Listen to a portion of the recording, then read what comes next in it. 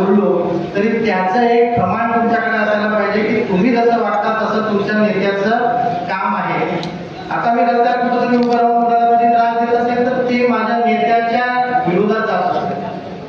हा प्रसंग आपल्याला जे 1.5% मताने आपण जे नाईक साहेबांचा पराभूत झाला त्याचं कारण असं आहे की 2012ला ज्यावेळेस निवडणुका झाल्या जिल्हा परिषदच्या, काही कार्यकर्त्यांना साहेबांनी नेता केला. 2014ला नाईक साहेबांना इतक्या मोठ्या लाटेत सुद्धा निवडून येता आली. पण हेच नेते 2017ला स्वतःला कार्यकर्ता समजून सोडणं आणि नेते समजायला लागले, याचा भूदंड आपल्याला 2019ला पडला. ही गोष्ट तितकीच खरी आहे. आणि सत्य परिस्थिती सांगायला काही जड नाही. खाली पुढच्या पाहून घ्या.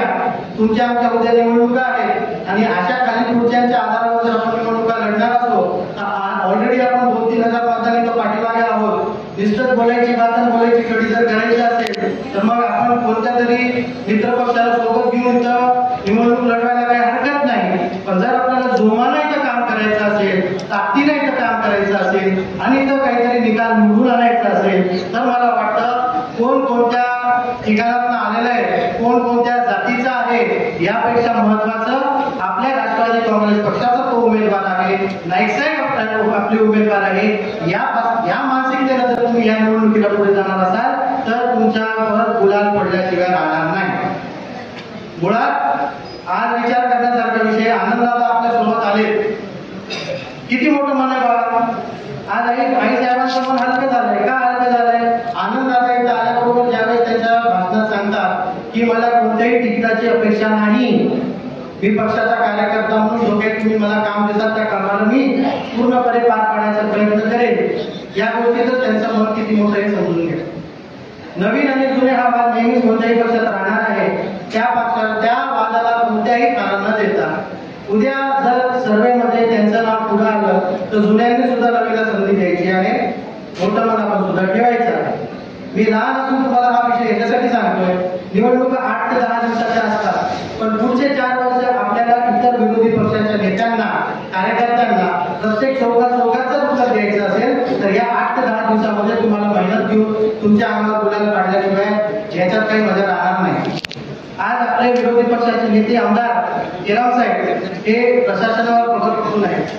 तुम्हाला आम्हाला छोट्या मोठ्या समस्यांसाठी आज आपल्याकडे समाधानता आहे, आज आपल्याकडे विरोध भाई आहे, आपल्याकडे आज साजिद भाई आहे. म्हणून ग्रामीण आणि शहरातले बरेच प्रश्न आपण सोडवू शकतो. नाईक साहेबांचे आपल्याकडे 3 सेनापती आपल्याकडे सोडून गेले. आज यांच्या नावावर आपण बऱ्याच काही गोष्टी करू शकतो, पण कितपर्यंत आणि कुठपर्यंत त्यांना सुद्धा आपल्याला कुठेतरी सत्तेत बसवणं गरजेचं आहे. एका आमदाराला जर आपल्याला त्याच्या बरोबरीच्या ताकदीला जर उभं राहायचं असेल तर प्रत्येक जिल्हा परिषद पंचायत समितीमध्ये येणाऱ्या निवडणुकीमध्ये आपला तिथं प्रतिनिधी आपल्याला आणावं लागेल, जेणेकरून कुठंतरी आपल्याला त्यांच्या बरोबरीची ताकद या किनवट मोहोळ मतदारसंघामध्ये टिकवता येईल, आणता येईल. जास्त वेळ घेणार नाही, मला माहिती आहे सगळ्यांचेच आज आम्हाला वेळ झाला त्याच्याबद्दल सुद्धा मी व्यक्त करतो. पण ज्या गोष्टी सांगायच्या आहेत ते सांगावंच लागतील दादा. कारण आपण फक्त विमानासारखं हवेत जर उडलं तर क्रॅश व्हायला जास्त वेळ लागला. आपल्याला जमिनीची नाळ सोडून ठेवावं लागेल, त्या नाळ्याशी जुळून राहावं लागेल. कारण की हा आता येणाऱ्या दिवसात नाईक साहेबांच्या परिवाराचा अस्तित्वाचा, राष्ट्रवादी काँग्रेस पक्षाच्या प्रत्येक कार्यकर्त्याच्या अस्तित्वाचा प्रश्न आहे. आणि मी फार मोठ्या प्रमाणात सांगत नाही, पण किनवट मोहोळ मतदारसंघातील कोणताच प्रश्न असा राहणार नाही ज्याच्यामध्ये नाईक साहेबांच्या परिवाराला वजा केल्यावर ते सुटणार आहे. नाईक साहेबांच्या परिवाराला सोबत घेतल्याशिवाय कोणताच प्रश्न सुटणार नाही. ही वस्तुस्थिती आहे. हे यांचं नाईक परिवाराचं अस्तित्व आहे. या अस्तित्वाला आपले विरोधक सुद्धा या अस्तित्वाचं धास्ती करतात. पण त्या धास्तीला आपल्याला पूर्ण करायचं असेल तर एकत्रित राहावं लागेल. आणि आता पक्ष प्रवेशाचे असे सोहळे भरपूर होत राहतील. मोठ्या प्रमाणावर पक्ष प्रवेश करण्यापेक्षा छोट्या प्रमाणावर पक्ष प्रवेश करा, त्याला सोशल मीडियाला टाका. पण लवकरात लवकर आता जवळ जशी निवडणूक येत आहे, कार्यशाळा फार महत्वाच्या आहेत. 100 कार्यकर्ते आहेत, मान्य आहेत, पण त्यापैकी 10 कोणते आहेत, 10 कोणते जबाबदारीने त्यांची त्या प्रक्रियेमध्ये आपल्याला कामी येणार आहेत याची सुद्धा एक लिस्ट ईश्वरभाऊ तुम्ही सगळ्यांनी मिळून काढायला पाहिजे असं माझं मत आहे. आणि राजकारणात प्रत्येक वेळेसच प्रत्येकच माणसाच्या इच्छा आकांक्षा पूर्ण होतील असं नाही. आज माझा मिरज सर्कल साकानी सर्कल एसटी झालेला आहे. मी काही करू शकतो का प्रशासनाच्या विरोधात? काही नाही. तसंच उद्या तुमच्या सर्कलमध्ये एखाद्या व्यक्तीच्या एकाच माणसाच्या मनात म्हणजे जागा आहे, उमेदवार आहे, असा प्रसंग तुमच्या आमच्या सगळ्यांसमोर येणार आहे.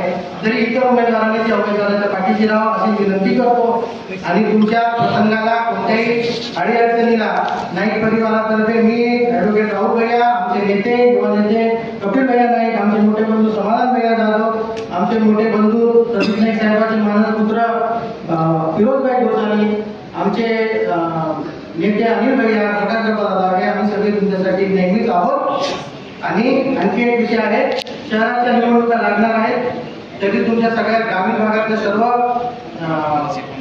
लोकांना माझी विनंती आहे की आपल्या जो कोणी तिथं किनवटमध्ये नातेवाईक आहेत त्यांना सुद्धा आवर्जून सांगा की आपल्या पक्षाच्या प्रत्येक कार्यक्रमात आणि सगळ्या गोष्टींमध्ये सहभाग नोंदवावा आणि तिथल्या प्रचारामध्ये आम्हाला सहभाग आमच्याशी आम्हाला मदत करा. हे सांगतो 2 मिनिटात.